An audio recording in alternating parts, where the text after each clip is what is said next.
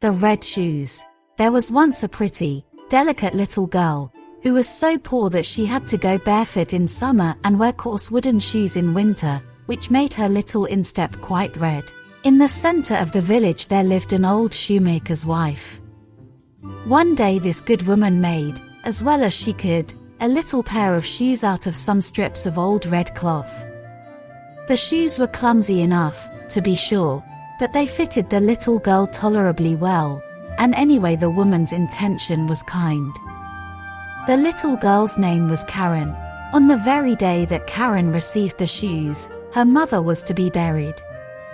They were not at all suitable for mourning, but she had no others, so she put them on her little bare feet and followed the poor plain coffin to its last resting place. Just at that time a large, old-fashioned carriage happened to pass by, and the old lady who sat in it saw the little girl and pitied her.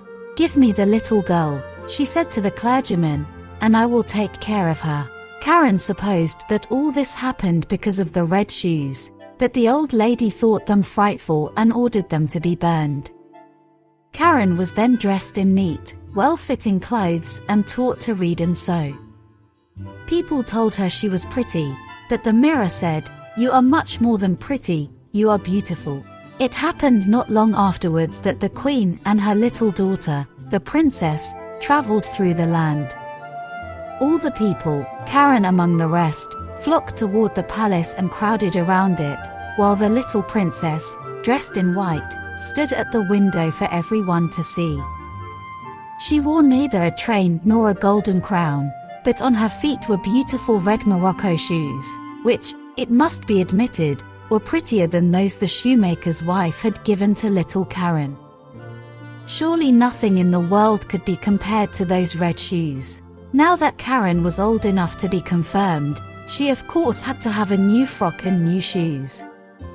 The rich shoemaker in the town took the measure of her little feet in his own house, in a room where stood great glass cases filled with all sorts of fine shoes and elegant, shining boots.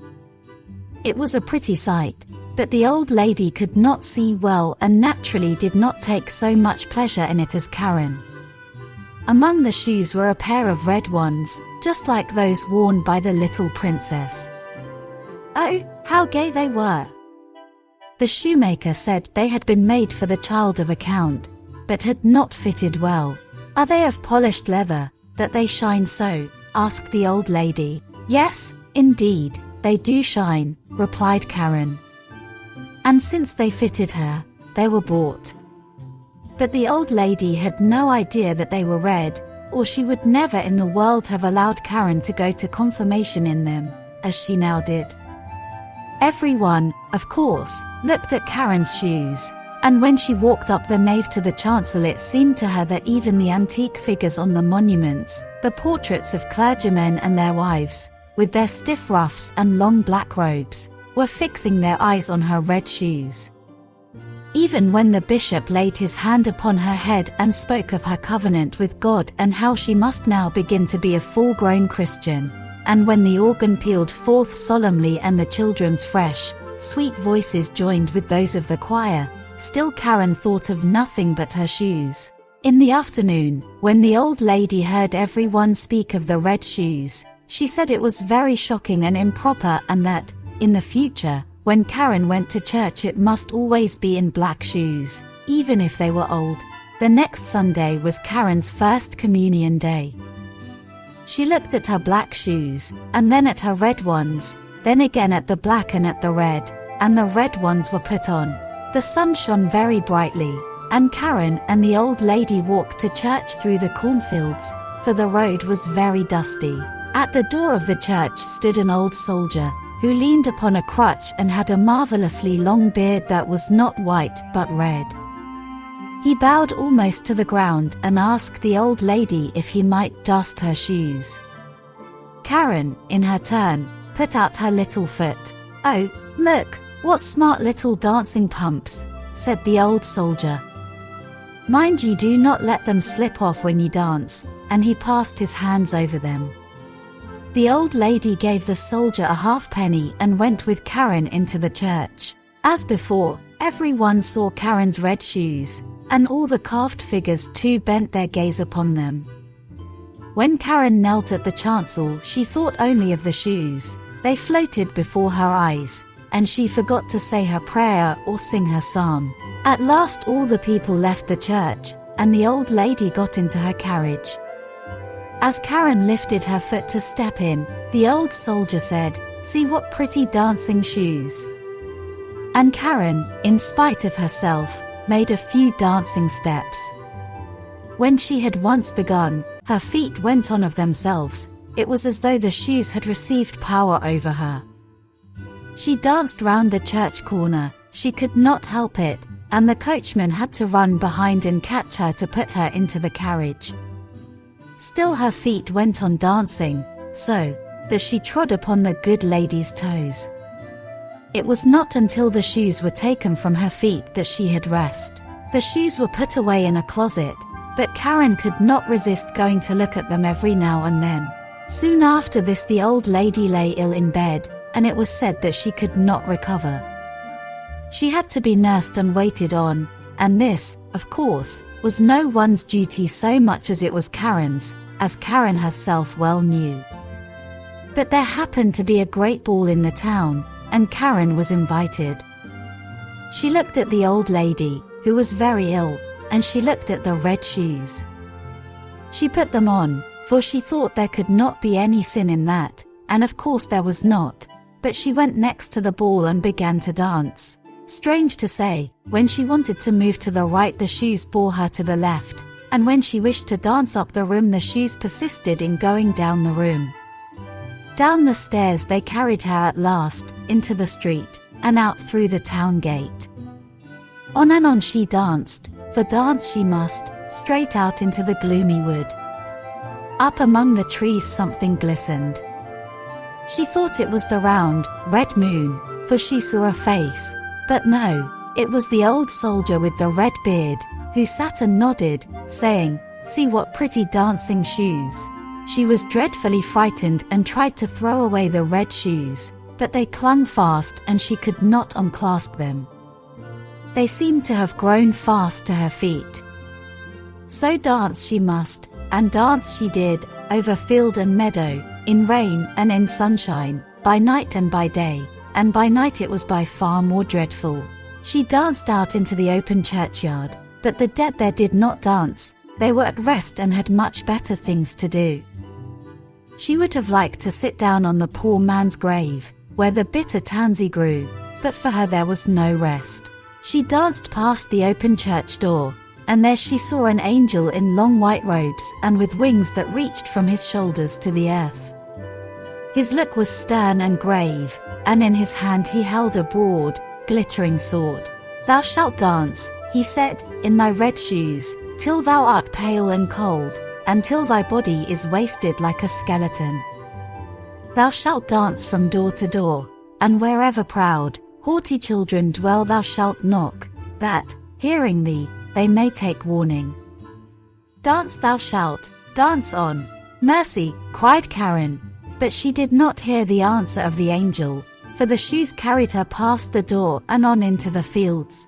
One morning she danced past a well-known door.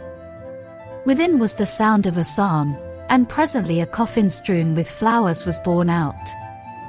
She knew that her friend, the old lady, was dead, and in her heart she felt that she was abandoned by all on earth and condemned by God's angel in heaven. Still on she danced, for she could not stop, through thorns and briars, while her feet bled. Finally, she danced to a lonely little house where she knew that the executioner dwelt, and she tapped at the window, saying, "Come out, come out." "I cannot come in, for I must dance." The man said, "Do you know who I am and what I do?" "Yes," said Karen, "but do not strike off my head, for then I could not live to repent of my sin. Strike off my feet, that I may be rid of my red shoes." Then she confessed her sin, and the executioner struck off the red shoes, which danced away over the fields and into the deep wood. To Karen it seemed that the feet had gone with the shoes, for she had almost lost the power of walking. "Now I have suffered enough for the red shoes," she said. "I will go to the church, that people may see me."